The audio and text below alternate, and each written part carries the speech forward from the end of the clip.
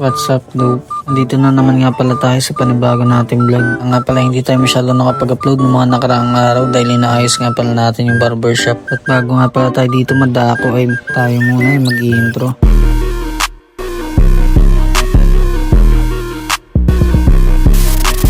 Bali papunta nga pala kami niya ng bagbag. Pandalawin niya airpods ng asawa ko.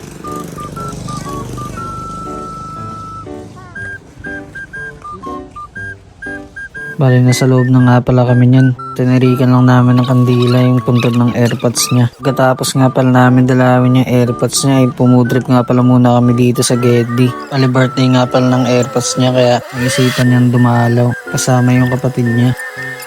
Pagkatapos nga pala nun ay umuwi na nga rin pala kami.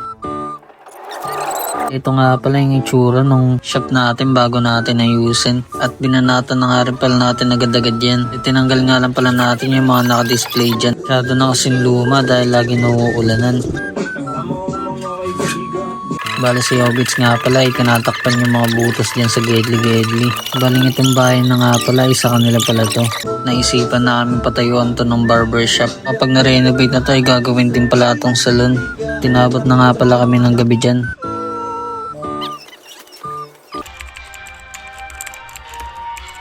Kinabukasan nga pala niyan ay dinikitan na nga rin pala natin yan ng sticker.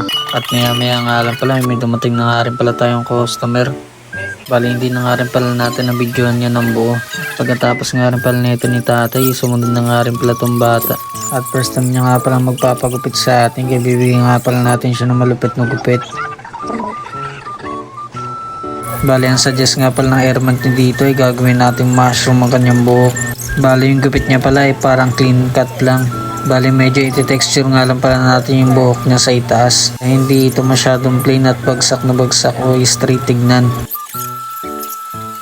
Bali sa parte na nga pala na ito ay nililinis na lang pala natin yung gilid para hindi makita yung biglang pagkakanto ng kanyang buhok. Bali sinuggest ko nga pala sa mama niya na i-devil cut ko na nga rin pala dahil masyado mabalbo ng kanyang noo. At pagkatapos nga rin pala ng mahaba namin gupitan na ito na nga rin pala yung kinalabasan. At pagkatapos nga pala nito ay sumunod na nga rin pala si Obits. Bali gedli-gedli nga lang pala yung ipapabawas niya dyan. Lagi niya nga palang yung pinapagupit sa akin ay drop fade lang daw. Bali ayaw niya nga pala na masyadong bawas sa taas. Dahil gusto niya nga pala na medyo naka-blow out yung taas na ito. Siyempre susundin lang natin kung anong gusto ng customer natin. At pagkatapos nga rin pala ng mahaba namin gupitan na ito na nga rin pala yung kinalabasan. At agad-agad na nga rin palang sumunod tong isa nating customer.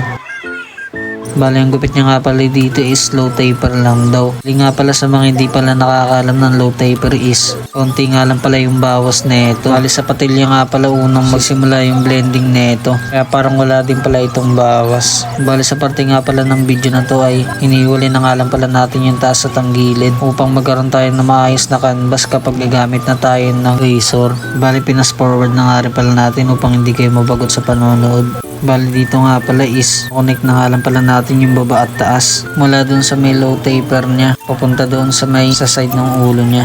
At pagkatapos nga pala na maba namin gupitan ito na nga rin pala yung kinalabasan. Wala nga pala tayong maayos na video dyan dahil nagpo-focus tayo dun sa customer natin kaysa sa video. Sumunod na nga rin pala tong pamangkin ko.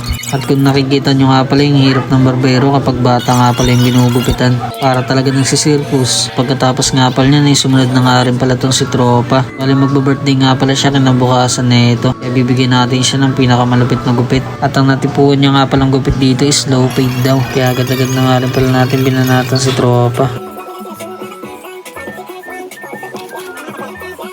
Bale first time nga pala magpapagupit ang tropa natin sa atin. Kaya bibigyan natin siya ng malapit na gupit upang ang client natin bumalik.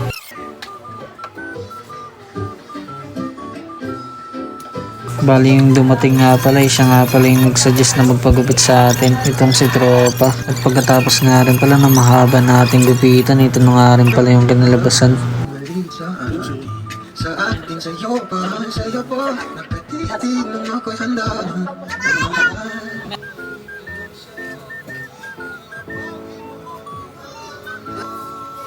Pero veteran isa lang ang hina. Ikaw naman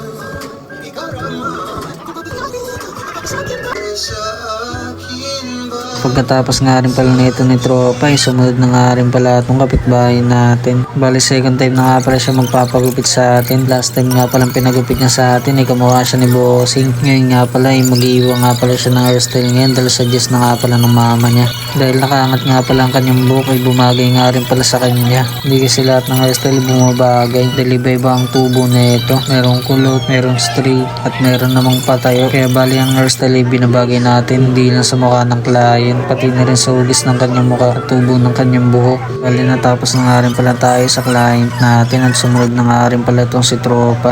Bali pangalawang beses na nga rin pala siya magpapagupit sa atin. At ang last time na pinagupit niya nga pala sa atin is slow taper fade. At gusto niya nga palang ibahin yung hairstyle niya ngayon kaya ang pinili niya nga pala is slow fade. Bali nga pala yung last time na pinagupit niya sa atin ay walang masyadong bawas kaya nga pala nag-iba siya ng hairstyle ngayon. Pagkatapos nga rin pala namin magupitan ito na nga rin pala yung kinalabasan nun.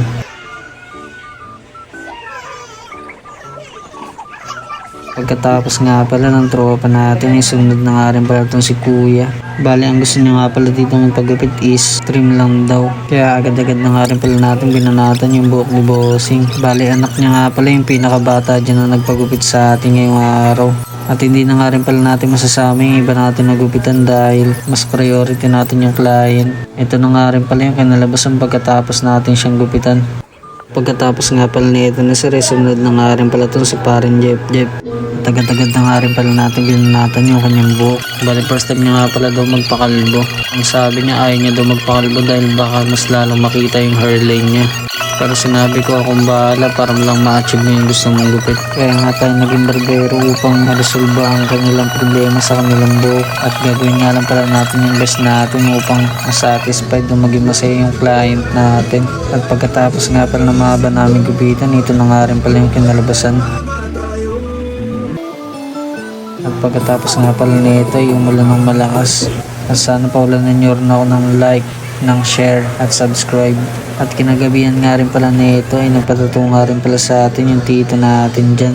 Bali in-enhance nga lang pala natin yung mga nakaraan natin yung tattoo sa kanya dahil hindi nga pala masyadong colored yun. Bali nga pala sa mga nagbabalak magpatattoo dyan ay i-enjoy lang ako sa main account ko. Hanggang dito na nga lang pala. Kita kits sa next video. Peace out.